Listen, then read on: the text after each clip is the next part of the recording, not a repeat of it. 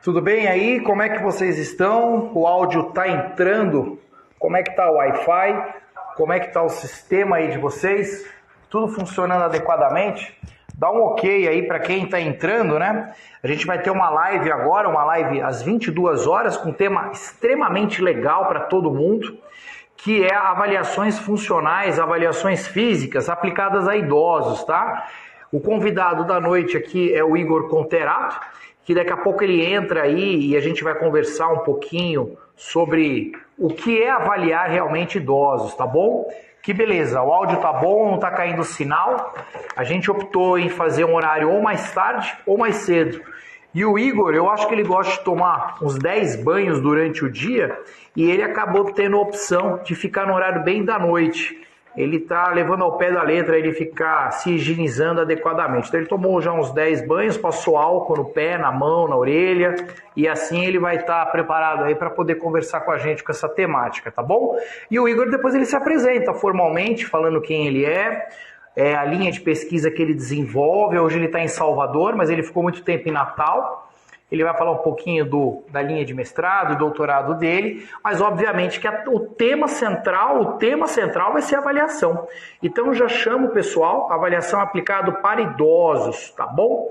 Então, convida todo mundo, vou ver se o Igor já está na área aí, e ele entrando na área, aí eu faço uma pequena introdução, e depois aí ele vai falar, e a gente deixa um tempo aí para poder ter um diálogo aí. Então, convidem os amigos, vamos tentar ter um bom número aí de participantes e assim espero que seja bem agradável aí para todo mundo.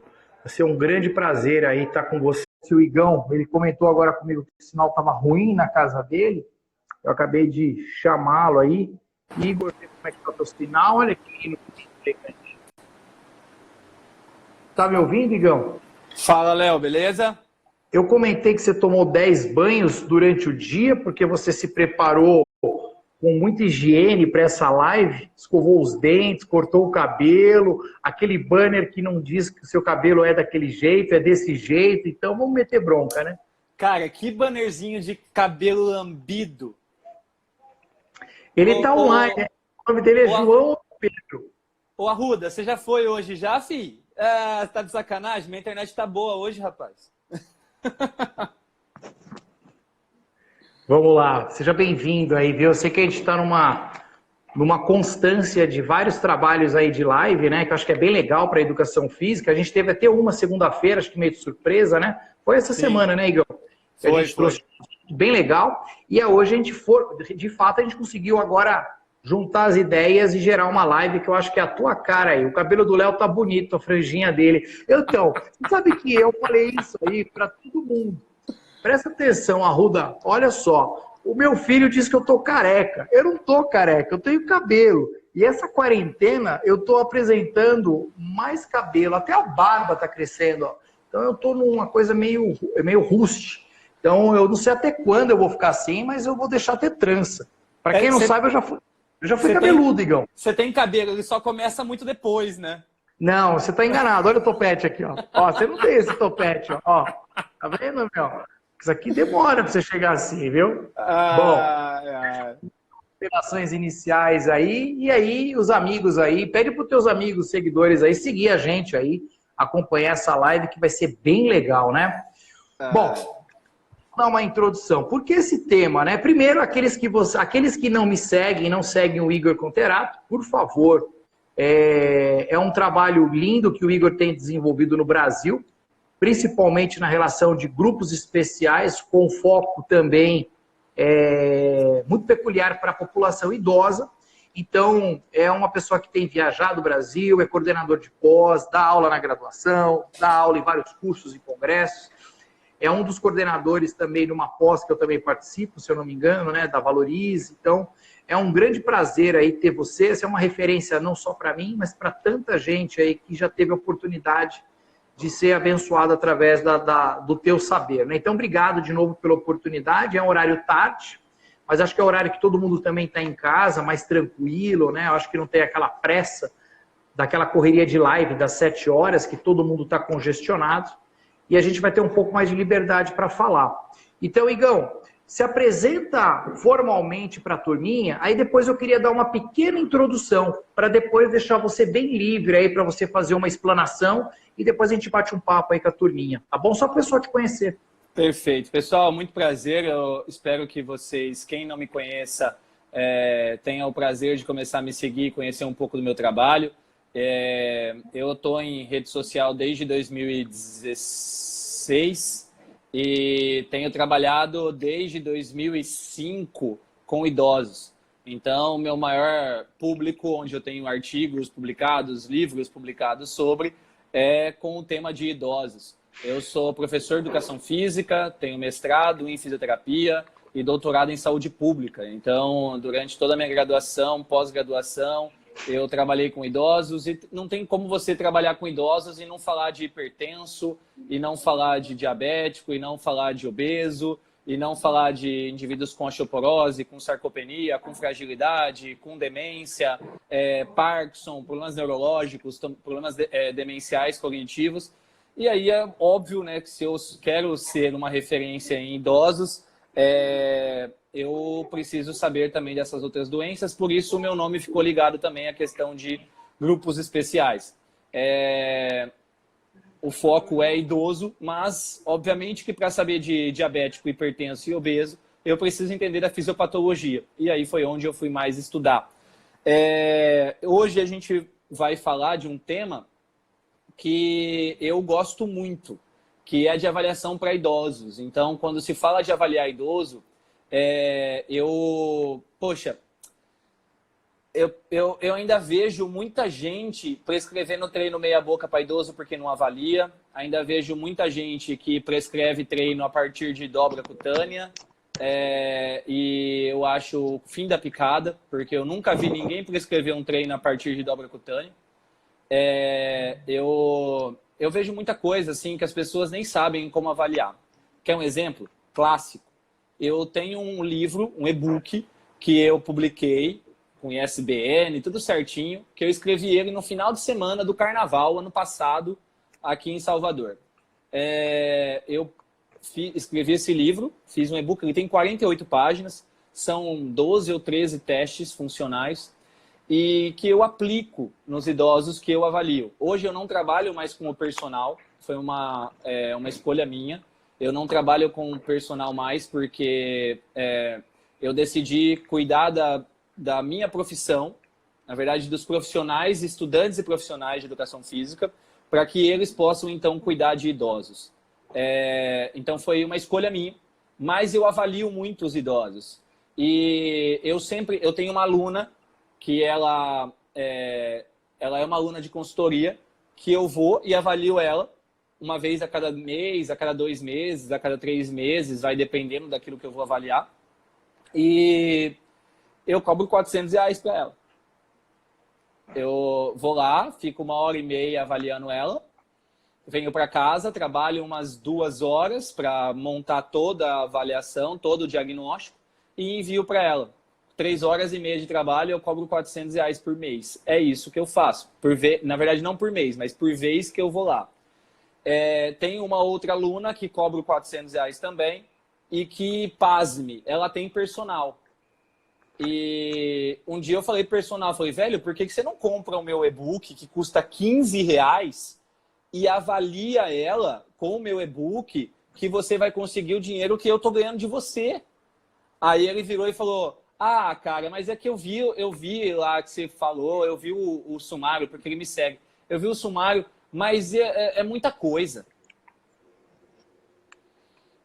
Então, assim, aí eu vou lá, tiro 400 conto, 1h30. É trabalho? É trabalho. É muita coisa. Eu avalio tudo que eu posso. Só que é tal história. É só fazer o que está no papel. Não tem segredo, tá? Meu e-book está no meu site, pessoal. É igorconterato.com.br/loja. Então tá no meu site, tá nos meus destaques lá também. Eu tenho, né? Você ganhou, eu te dei um pra galera aí. Lembrando que é um e-book privado, então cada um gera um link não, mas um código e tudo mais.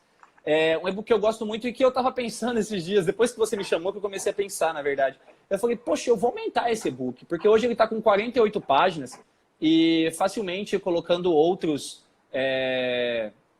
testes que eu não coloquei, ele vai para 90 tranquilo, assim. Então eu quero deixar esse e-book ainda mais denso e, obviamente, colocar um valor maior, porque ele vai ter muito mais valor dentro de todas essas avaliações.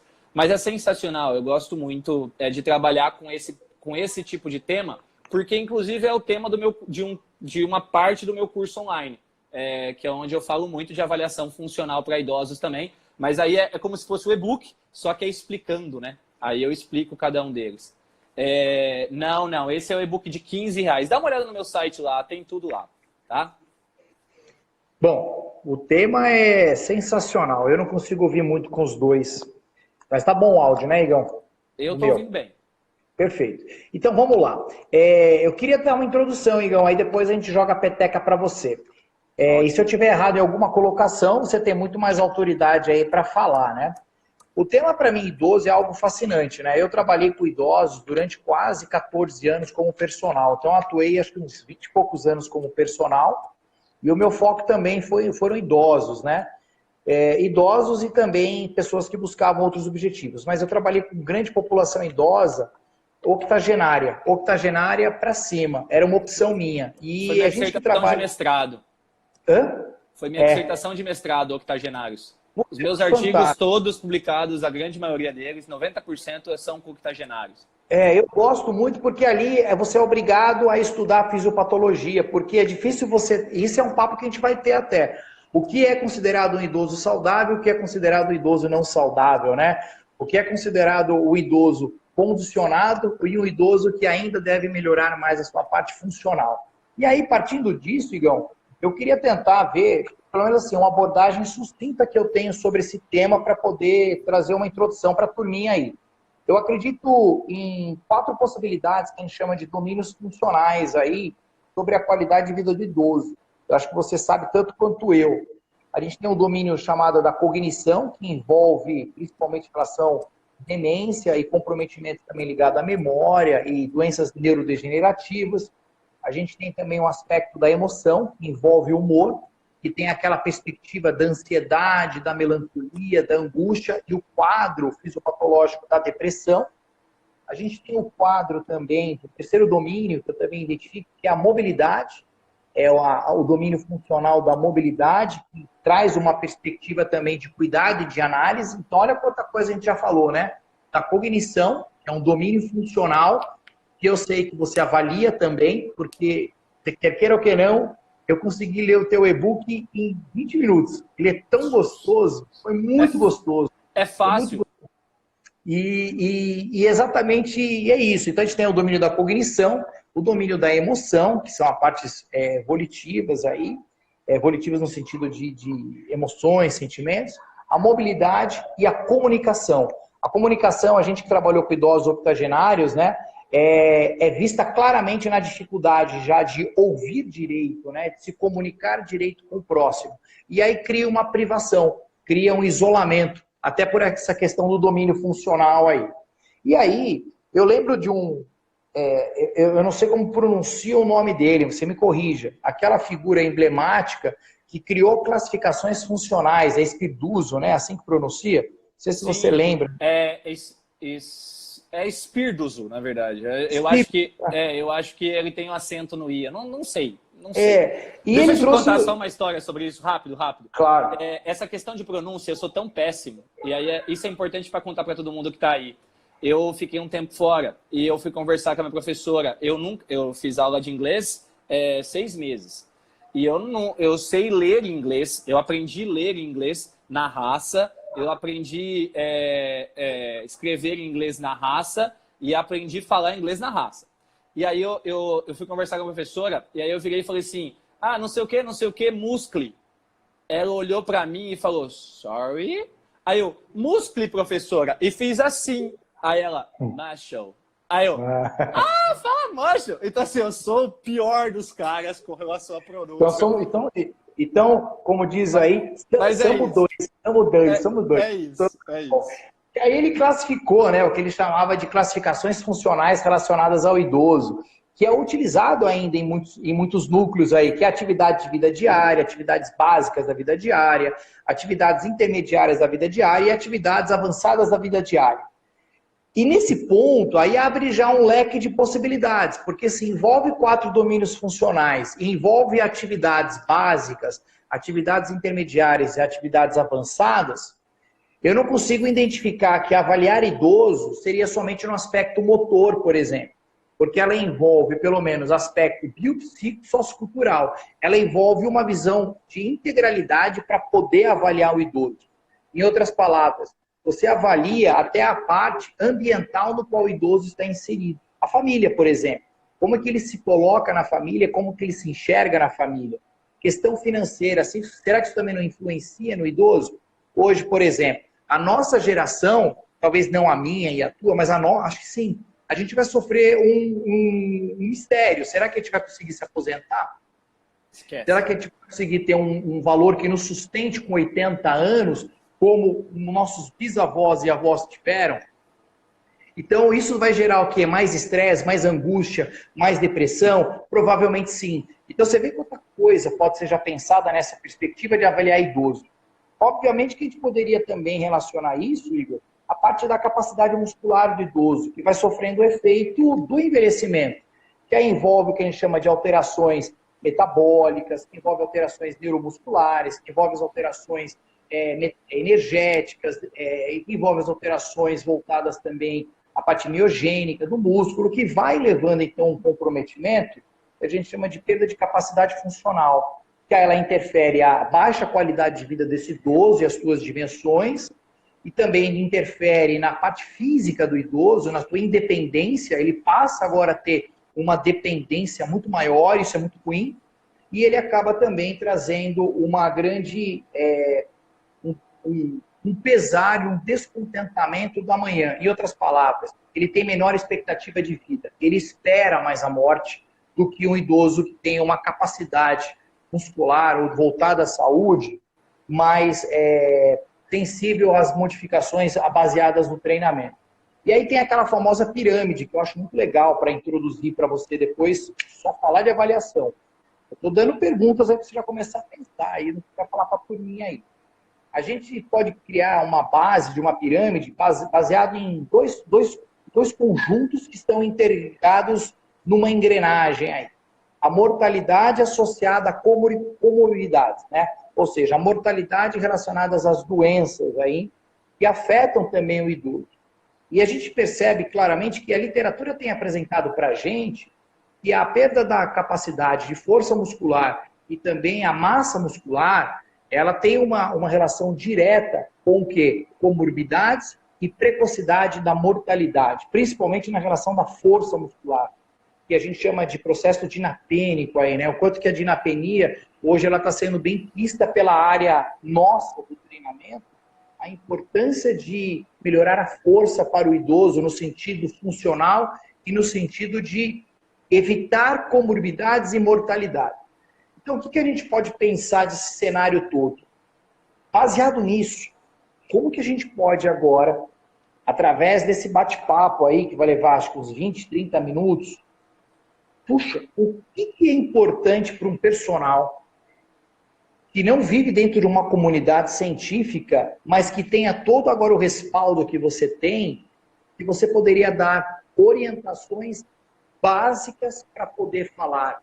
Isso é prioritário avaliar para idosos. Você fazendo isso, é uma triagem já excelente para identificar alguns fatores que são extremamente importantes aí. Então eu jogo para você. O que é avaliar idoso? Como que a gente pode pensar dentro dessa leitura toda aí? Então, eu vou falar o que eu faço e o que... Na verdade, sim, eu vou trazer teoria e prática. Mas a primeira parte dela é a teoria. Primeiro, algumas coisas são importantes, tá? Quando a gente vai falar de idosos. Primeiro é entender... A primeira coisa é entender o processo fisiológico. É entender o que acontece no processo de envelhecimento. A segunda coisa é entender que idade não prescreve treino, mas dá indicativos. A terceira coisa é entender alguns conceitos. Primeiro, ninguém nasce e começa a envelhecer. Tá? A gente nasce, cresce, desenvolve, amadurece, envelhece e morre. Então, já quebra um conceito de que as pessoas falam, você começa a envelhecer quando você nasce. Isso é uma mentira, tá? Embora seja dito na literatura, mas não faz o menor sentido. A explicação na literatura é porque quando você nasce, você já começa a ter apoptose celular. Mas aí é você olhar para um indivíduo macro de maneira micro. Não faz sentido isso. Vamos pensar então em outro ponto. A questão da dinapenia e da sarcopenia que você disse. Com o processo de envelhecimento, ocorre a diminuição da massa muscular. Léo, você já chegou nos 40? Eu tô aqui com mais de 140 pessoas ao vivo. E nos 40 anos, você já chegou? Porra, já passei, filhão. Eu já tô aqui com 40 e, sei lá, acho que é 43, com um corpinho de 60. Então, vamos falar então desse corpinho de 60. Uma pessoa com 40 anos, ela já está em processo natural de perda de força e massa muscular. Isso não quer dizer que você é um cara que está com dinapenia ou sarcopenia. É importante deixar claro, as pessoas pensam que sarcopenia é diminuição de força associada à diminuição de massa muscular. E só é isso, tá? E não é isso. Porque se for pensar assim, eu, comparado a mim mesmo, com 22 e agora com 34, eu sou uma pessoa que poderia ser considerado um sarcopênico. Porque eu era um atleta com 7% de gordura no corpo, e pesava 77 quilos. Ou seja, eu tinha mais de 70 quilos de músculo. Hoje eu tenho 92 quilos e eu devo ter, sei lá, 60 quilos de músculo. Então, por que eu estou dizendo isso? Poxa, perdi massa muscular, então. Sou sarcopênico? As coisas não são assim. Existem testes, existem formas de avaliar sarcopenia. Eu tenho um jeito de avaliar que eu sigo. Eu sigo o Krugentoff. Existem outras maneiras de avaliar sarcopenia. Existem maneiras de avaliar sarcopenia com circunferência de panturrilha para ver massa muscular. Eu prefiro fazer o índice de massa muscular, que é um pouco diferente. Mas eu prefiro fazer uma forma pessoal, um protocolo que eu utilizo. Agora, e eu vejo esse protocolo como muito mais complexo, que me dá um know-how muito maior na hora que eu vou avaliar o indivíduo e tudo mais. Eu vou falar disso já. Mas por quê? Porque para você verificar sarcopenia, você precisa verificar força, precisa verificar massa muscular e precisa verificar uma das coisas mais importantes na sarcopenia, que é a funcionalidade. Que pouca gente observa isso na hora que eu vou falar de sarcopenia. Por que eu falo isso? Porque me assusta um dia, eu recebo uma mensagem de uma aluna dizendo: professor, acho que eu assustei uma senhora no ônibus. Falei, por quê? Aí ela disse, porque ela caiu. E aí eu cheguei nela e falei assim, você tem que tomar cuidado, porque você é frágil. E aí ela ficou apavorada. E aí eu vi que talvez eu tenha assustado ela. Eu falei, porque você é doida.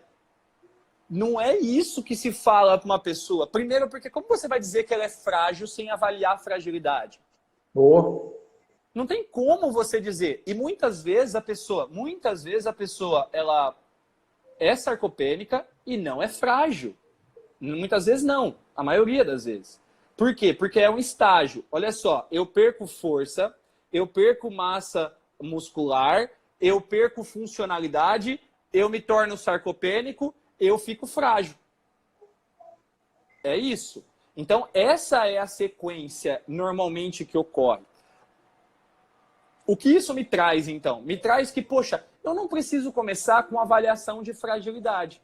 Eu começo com a avaliação de sarcopenia. Se essa pessoa não for frágil, se essa pessoa não for sarcopênica, não faz sentido eu avaliar a fragilidade dela. Estou perdendo tempo. Agora, como que eu faço isso? Poxa, eu tenho alguns indicativos que na hora da anamnese eu consigo já entender, que é uma coisa que não tem no meu e-book, não tem anamnese. E é o que vai ter agora, porque eu estava pensando exatamente nisso. Mas assim, primeiro, então as coisas que a gente tem que pensar é isso. E uma das coisas da funcionalidade, acabei me perdendo na conversa. Caminhada. Velocidade habitual de caminhada.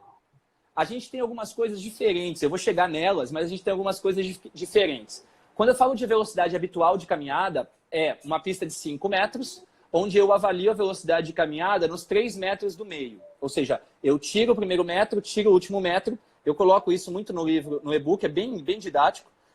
Eu tiro o primeiro metro, tiro o último metro e marco só os 3 metros do meio. Por quê? Primeiro metro é aceleração, o último metro é desaceleração.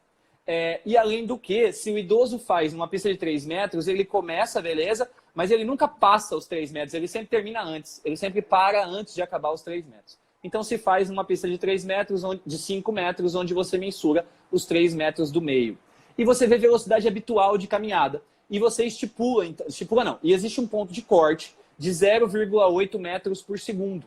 O que significa esse 0,8 metros por segundo? Velocidade habitual de caminhada, onde um valor que é maior do que isso, ou seja, se eu caminho a 0,9 metros por segundo, a 1 metro por segundo, a 1,1 metros por segundo, quer dizer que está excelente, que eu estou com a caminhada adequada. Se eu caminho abaixo disso, ou seja, mais lento do que isso, 0,7, 0,6, 0,5 metros por segundo, significa que a minha caminhada é muito lenta. E aí eu tenho um risco de mortalidade maior.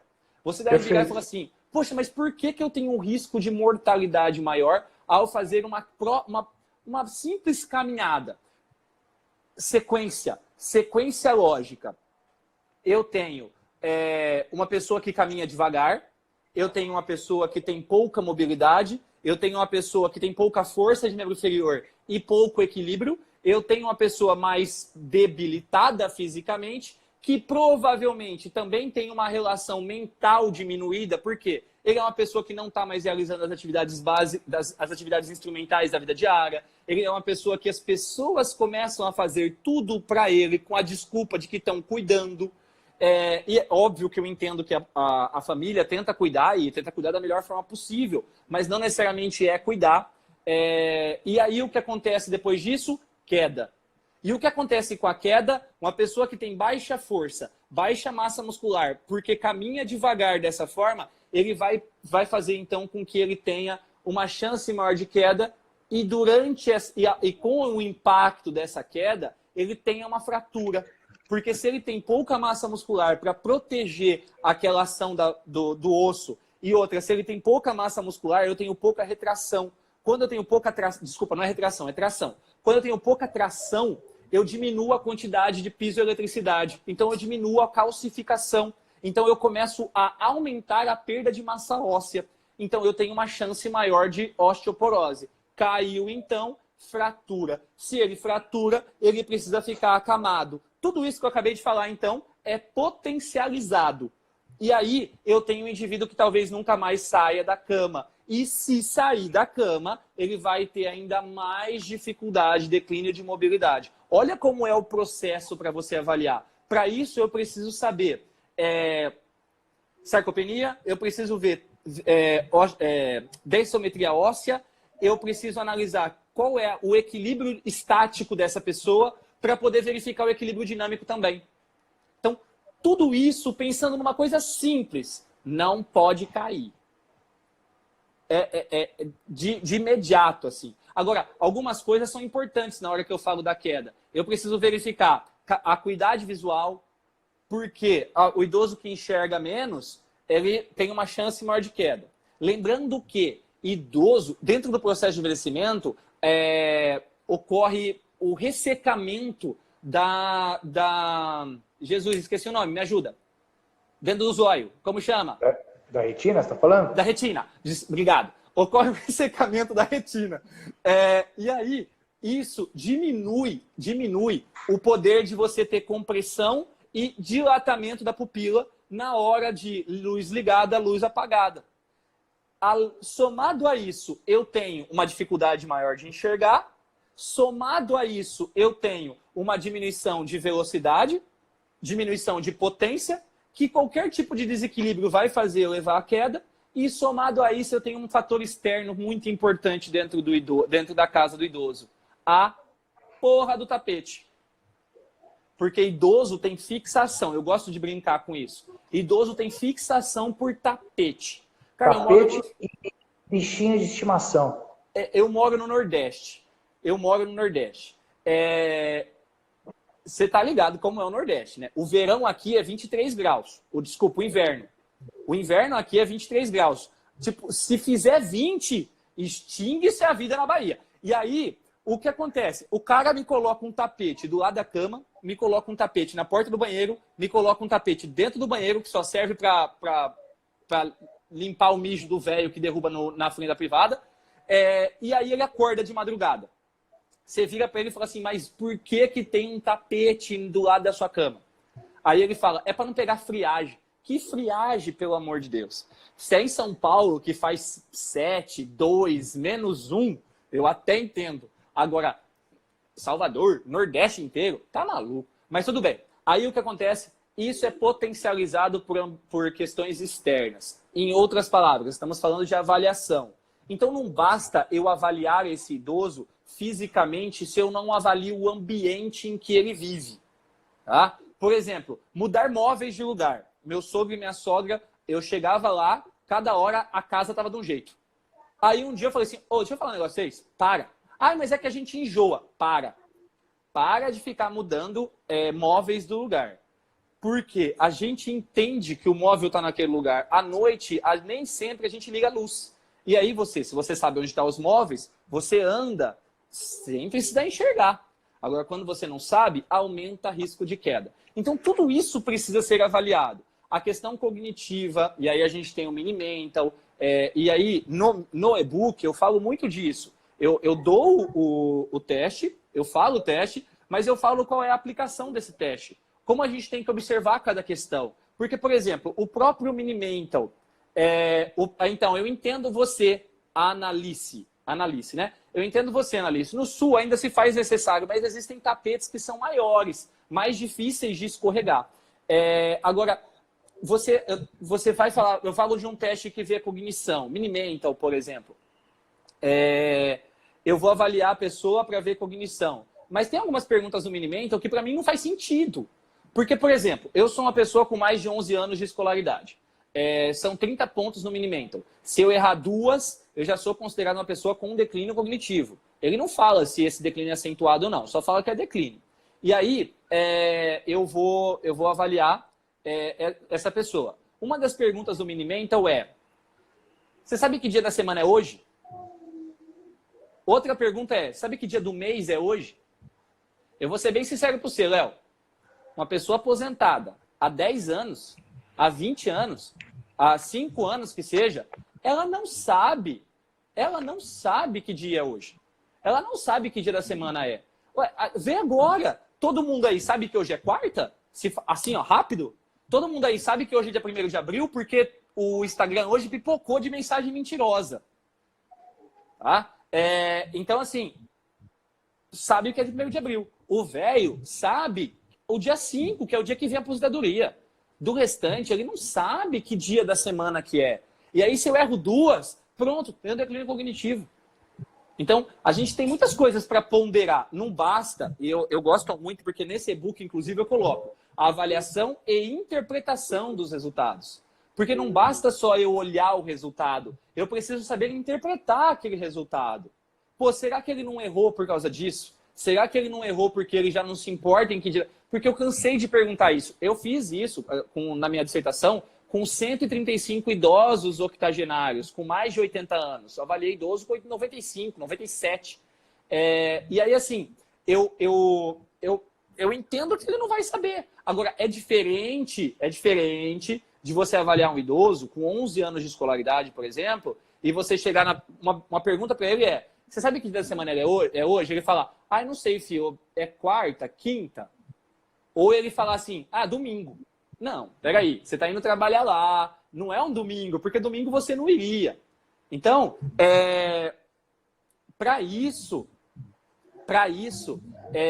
eu preciso avaliar essa pessoa, para saber se, poxa, será que esse declínio é acentuado ou não é? Exemplo, estou avaliando uma senhora, meu professor passa.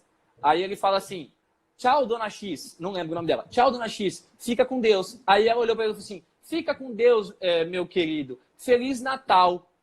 A gente estava na Páscoa. Aí você olha e fala, não é Natal. Então, aí você consegue observar que a pessoa já tem um certo declínio cognitivo acentuado. Então, vamos lá. Respondendo a sua pergunta, para todo mundo a gente faz verificação de declínio cognitivo? Não. Então, numa anamnese, onde você consegue perguntar 3 coisinhas rápidas, Como, por exemplo, Sr. X, você pode dizer para mim qual foi sua profissão? E ele responde qual foi a profissão dele. Aí você fala, você pode dizer para mim como você fazia, o que você fazia nessa profissão? Aí ele responde, ok, 2 de memória antiga. E aí você vem com uma memória recente. Você pode dizer para mim o nome de 3 pessoas da sua família?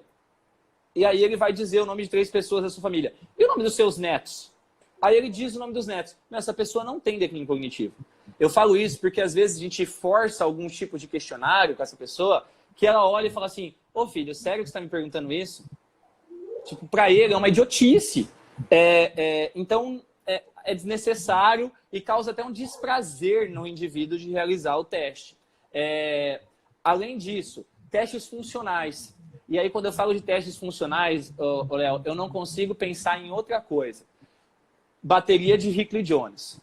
A gente tem bateria da Aperd, a gente tem FMS, a gente tem algumas baterias. Eu tive algumas. É o bom feijão com arroz. Exato. A gente tem uma que eu gosto muito, que é da Aperd, se eu não estou enganado, que é de você tirar e colocar a camiseta.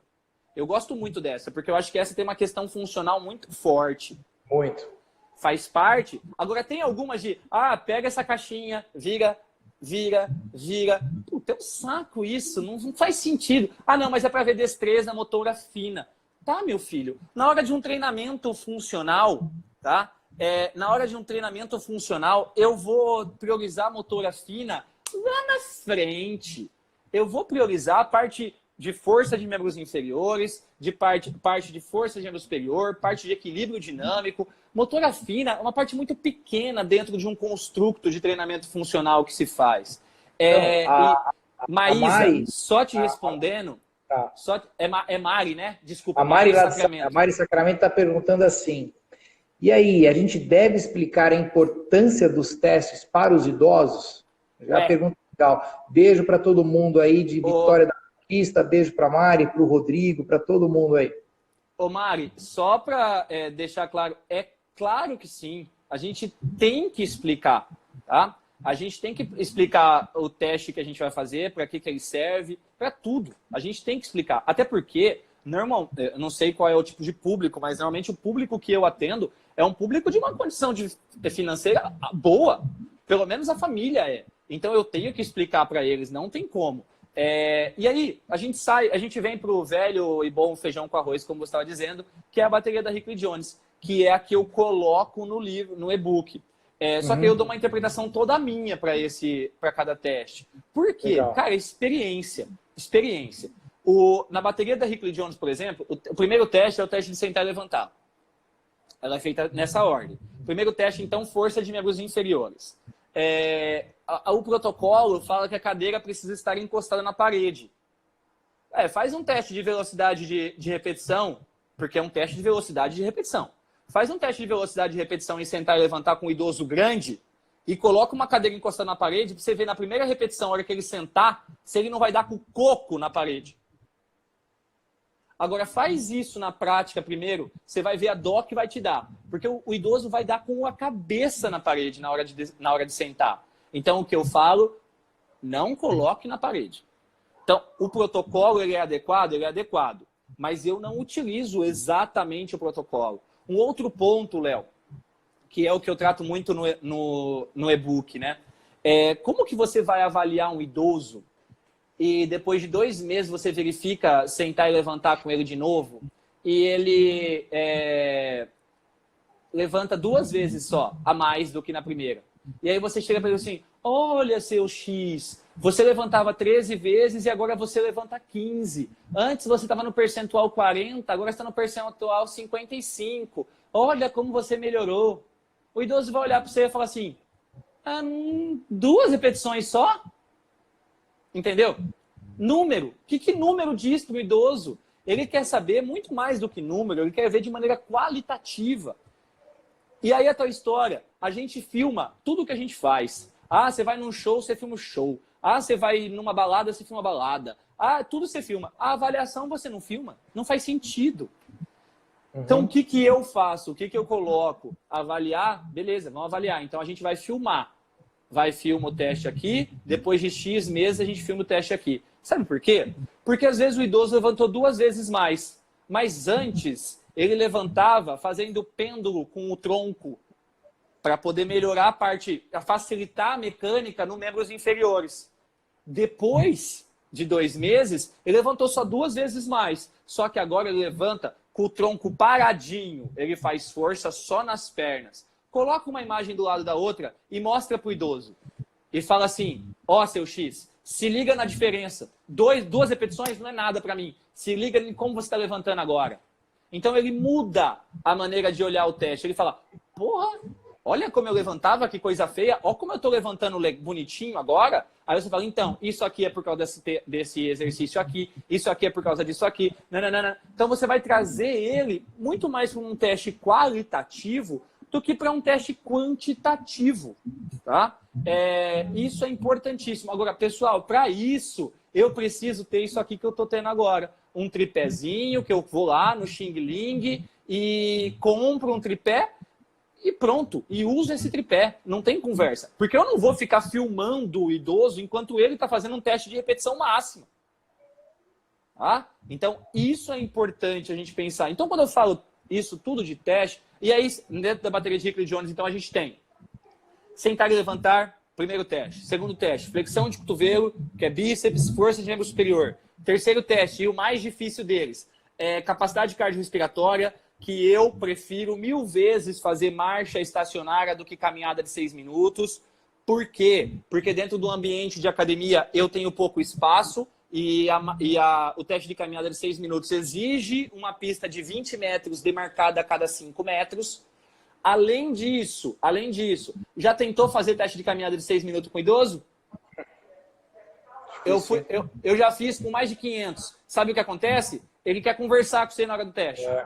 Aí você fala, não, vamos. Aí ele fala assim, mas filho, se a gente caminhar muito rápido, eu não consigo conversar. É isso. Então, o que eu faço? Marcha estacionária, porque aí não tem conversa. E outra, marcha estacionária são só 2 minutos. É um teste muito mais difícil. Mas você fala para pessoas que nunca trabalhou com isso, diz que é muito radical? Não entendi. Repete a pergunta aí, por favor. Não é nenhuma pergunta. Ele está colocando que quando você faz isso, aí alguém pode falar, mas ele é radical demais, né? Ele está concordando com você. Sobre o critério de falar ou não da avaliação dos testes. Sim. Não, mas tem que falar, não tem jeito. Bom, e aí eu vou fazer o teste de marcha estacionária para ver a aptidão cardiorrespiratória. Feito isso, beleza. A partir de agora, então, flexibilidade de membros inferiores, flexibilidade de membros superiores. 5 testes. E o último, que para mim é o teste mais perfeito que tem, tá? É o teste mais perfeito. Romero, talvez não dê tempo de explicar todos os testes, tá? Então, só para constar, o teste de marcha estacionária são 2 minutos que ele fica marchando numa altura X, mas para isso precisa ler ou o Hickley Jones ou o meu e-book, tá? Então, só para terminar, a gente tem o último teste, que é o TUG, que é o Time Up and Go, que é o teste de levantar e caminhar. Que, para mim, ele dá um indicativo gigante. Só que é a história, ele dá muita coisa. Por exemplo, na fisioterapia, se ele demora mais do que, eu vou chutar, desculpa, tá? Mas 40 segundos ou 45 segundos para fazer o percurso, ele já é considerado frágil e ele já tem risco acentuado de queda, tá? Na educação física, ele tem um perfil diferente. Então, ele tem que se levantar, fazer a mesma coisa, e a gente consegue ver uma série de coisas. A gente consegue ver força de membros inferiores na hora que levanta, equilíbrio dinâmico na hora que caminha, isso, agilidade na mudança de direção sobre um eixo, que é sobre o cone, tá? E depois, ele tem novamente o equilíbrio dinâmico, e na hora que ele vai sentar na cadeira novamente, ele tem a agilidade novamente, só que agora é sobre um próprio eixo, sobre o próprio eixo. Se você for ver o teste de maneira quantitativa, ele te dá em números. Se você for analisar o teste de maneira qualitativa, tá? Tem que seguir a sequência assim, Gutierrez. Se você for observar o teste de maneira qualitativa, cara, ele te dá todas essas informações. Então, o que você faz? Você consegue ver, ele levanta rápido? Levanta. Como é a caminhada dele? É oscilante ou não? Como é a mudança de direção? Ele demora para passar pelo cone ou ele passa pelo cone numa passada? E depois, a hora que ele dá a volta sobre o próprio eixo, ele senta, ele demora muito fazer isso, mas como que eu consigo avaliar tudo isso? Eu consigo avaliar tudo isso com filmagem, porque na hora do teste eu não consigo. É isso aí. Então eu tenho que filmar e observar isso depois. Podemos refazer os testes? Sim, para ver a evolução, claro, seguindo o mesmo protocolo que você seguiu, tá? Então, é claro que sim, tá? Escala de Berg também uso para equilíbrio, tá no meu e-book, inclusive. Agora, a cada quanto tempo? Aí vai depender de cada indivíduo, vai depender de quantas vezes por semana que ele treina, vai depender se ele já era ativo, se ele não era ativo. Então, tem muita coisa para a gente observar a cada quanto tempo. Mas sim, deve ser refeito, porque é diagnóstico. Então, até mesmo a maneira de treinar. Exemplo, fui avaliar um idoso, levantou e sentou, muito rápido. Foi fazer o TUG, a hora que eu fui fazer o Time Up and Go, eu levantava, então eu sabia que ele levantava rápido, e aí na hora da caminhada, eu sabia que ele caminhava rápido. Por quê? Porque eu tinha feito os outros testes com ele, de marcha estacionária, de velocidade de caminhada, e ele tinha ido bem. Só que ele demorava no TUG a ponto de ficar no percentil lá embaixo. E aí eu, poxa, mas o que está acontecendo? Aí na filmagem eu consegui ver, na hora que ele virava sobre o cone e na hora que ele dava a volta sobre o próprio eixo, ele tinha medo de cair. Então o meu treino mudou por completo. Por quê? Eu trabalhei mobilidade e agilidade com ele o tempo todo. Eu trabalhava mudança de direção com ele o tempo todo. Porque eu precisava fazer com que ele melhorasse a mudança de direção. Então, dentro do teste, eu tenho vários indicativos para eu poder melhorar a minha prescrição de treinamento. É isso. Eu acho que... O que mais falar, né? Você é autoridade no assunto. Agora, deixa eu tentar trazer algumas considerações aí que eu acho fantástico aí. Primeiro que prescrever treinamento sem avaliar não é treinamento. Ela já foge do princípio básico aí, não, né? É jogar dado. É jogar dado. Exatamente, não faz sentido nenhum. Segundo ponto, que eu acho que é extremamente importante para a gente, é que usar o princípio da possibilidade de reproduzir os mesmos testes, né? Por que é importante isso para você que trabalha como personal, você que trabalha no campo aí prático? Porque se você não reproduzir o padrão que foi utilizado, e principalmente por esse padrão de imagem, que apresenta mais padrão de movimento, padrão motor, né, repertório motor, que é fantástico, como é que você vai saber se os protocolos de treinamento que você tem aplicado tem surgido o efeito adequado para a melhora funcional desse idoso? Não entendi o que você está falando, El. Vamos entender o seguinte. Vamos imaginar que você utilize alguns exercícios para treinar força com esse idoso. E você faz o TUG, por exemplo, ou qualquer outro teste aí. Vamos imaginar um teste de levantar e sentar. E aí, como é que você vai saber se esse idoso está melhorando ou não com o protocolo que você agora prescreveu para 6, 7 semanas de treinamento sobre essa intervenção? O que a gente tem que entender é que toda prescrição de treinamento, ela envolve uma dose que vai ter um efeito e, obviamente, esse efeito vai ter uma resposta. Então, se você não entende da avaliação, se você não entende da dose, como é que depois você vai fazer o ajuste da dose? Você tem que entender que treinamento, ela envolve modificações de estímulos no processo. Então, se você cria um ambiente sempre de homeostase, de equilíbrio, sem trazer perturbação, gera o quê? Uma instabilidade. O corpo para de realmente ter as respostas importantes para a melhora funcional. Então, o que o Igor está comentando, que eu tenho uma visão muito parecida com a dele, é que torna-se impossível prescrever sem avaliar. E a avaliação, ela é extremamente importante para a prescrição. Só que tem uma coisa que eu queria falar. Na verdade, acho que o Igor vai concordar. Você não está avaliando só o idoso e a tua melhora de funções. Você está avaliando o teu trabalho. Por quê? Porque quando você avalia, você coloca em xeque-mate, literalmente, como é que você tem se colocado diante desse tipo de ação para esse aluno ou para essa aluna em relação à organização do treinamento. E é muito comum no campo nosso de trabalho, e eu trabalhei muitos anos como personal também, é o famoso jogo da ciranda da não ética. O que é o jogo da ciranda da não ética? É não apresentar os resultados que realmente você encontrou para aquele determinado momento.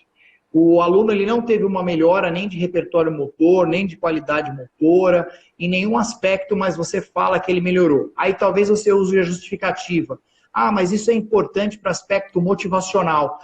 Por um lado, até concordo, mas você tem que entender também que por mais que você não venha falar os valores que foram apresentados, que eu concordo com o Igor, apresentar valor, mas você tem que botar a mão na tua consciência e entender aonde eu posso melhorar em relação à minha atuação. Porque quando você trabalha com idoso, não é só o treino físico. Ela envolve muito bem o que eu ouvi aí. A empatia, a compaixão, a solidariedade, trabalhos de transdisciplinaridade. Por exemplo, o idoso desnutrido é diferente de um idoso que se alimenta bem. E às vezes ele é gordinho, mas ele também tem desnutrição, porque o alimento que ele come não é no aspecto nutricional adequado para atender, por exemplo, a melhora de qualidade óssea. Então a gente tem que entender que é um trabalho muito complexo. Eu costumo dizer o seguinte, aí eu jogo para o Igor aí para não sei nem que oração, mas já falta 5 minutos aí para... 5 minutos. Aí você faz as considerações, depois eu faço as minhas. Eu costumo dizer assim, ó. Você trabalhar com idoso, você cuidar de idoso, você tem que entender que você um dia também vai ser um idoso. Isso que acho que é o primeiro ponto aí, né? É questão de você se colocar no lugar do outro em relação à conduta que você vai ter diante desse indivíduo que necessita de cuidados especiais. E segundo, buscar o máximo de competências que não está relacionado só à educação física, como meios importantíssimos e imprescindíveis que fazem parte de uma única engrenagem. Então, quando eu falo isso, é o psicólogo, é o psiquiatra, é o cardiologista, é o urologista, é o da educação física, é o fisioterapeuta. Nós temos um trabalho transdisciplinar. E quando eu digo transdisciplinar, é esses profissionais se comunicarem, que é importantíssimo aí. Igão, me traz as considerações finais aí, mas me dá uns 2 minutos para eu terminar também, senão termina. Fecha com aquela sabedoria e beleza que só você tem, e aí depois você joga para mim, aí eu fecho. Bom, pessoal, obrigado, Léo, pelo convite. Pessoal, meu Instagram tá ali, ó. É só vocês olharem ali em cima, que tá do lado do Leonardo Lima ali, tá? É @IgorConterato. Só para fechar, Léo, eu gosto de dizer uma coisa importante, assim. Até um pouco, eu até me emociono, mas eu já perdi aluno, Léo. Eu tive um aluno com Alzheimer, onde eu perdi. Eu já treinei um idoso com bengala, que eu fiz ele correr. Eu já treinei uma idosa que sentia absurdas dores osteoarticulares, e eu fiz ela agachar com 40 quilos. Então eu já tive coisas ruins e coisas boas dentro da profissão. Mas eu entendi que eu só preciso mudar vidas, cara. Eu fiz educação física para mudar vidas. Eu tô nesse mundo para mudar vidas. Seja hoje o que eu me proponho, que é mudar a vida dos meus alunos para que eu indiretamente mude vida de muito mais pessoas, do que eu mudar a vida de alguns idosos. Eu vim ficando mais velho e vim ficando mais sensível. E eu não tenho condições de treinar um idoso e saber que eu posso perder ele. Porque eu amo demais o que eu faço, eu estudo demais para isso. E eu não aceito perder alguém. Eu já perdi muita gente querida. Mas eu tenho a consciência tranquila de que a minha parte eu fiz e sempre farei para ser o melhor professor possível. E mais do que isso, ser professor. Eu vou fazer um post, eu estou fazendo um post sobre isso, inclusive. Ser professor, no sentido da palavra professor. Que é o cara que, ele é mais que um pai. Ele é um cara que te dá o caminho profissional sem esquecer que você é um ser humano. E você aí, que vai trabalhar com o público final, que é o idoso, é entender que não basta ter amor para trabalhar com esse público. Precisa ter conhecimento. Porque, eu amo trabalhar com esse público. Você sabe trabalhar? Não, eu sei, certeza. E se fosse sua mãe, você teria total confiança ou você ia perguntar para mim? Bom, Então, é essa mensagem final que eu quero deixar. E a outra mensagem é, pessoal, comprem meu e-book, está no meu site. perfeito.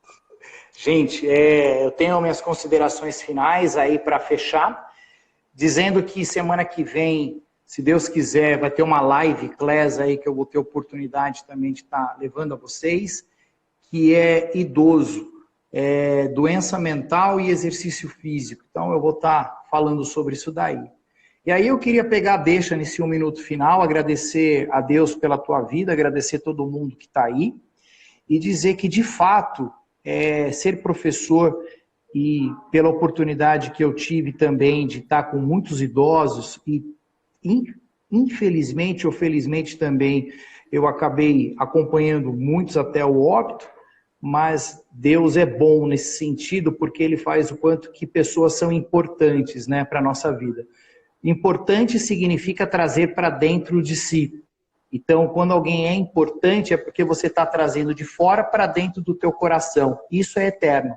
Então, vários idosos e várias pessoas são importantes dentro do meu coração.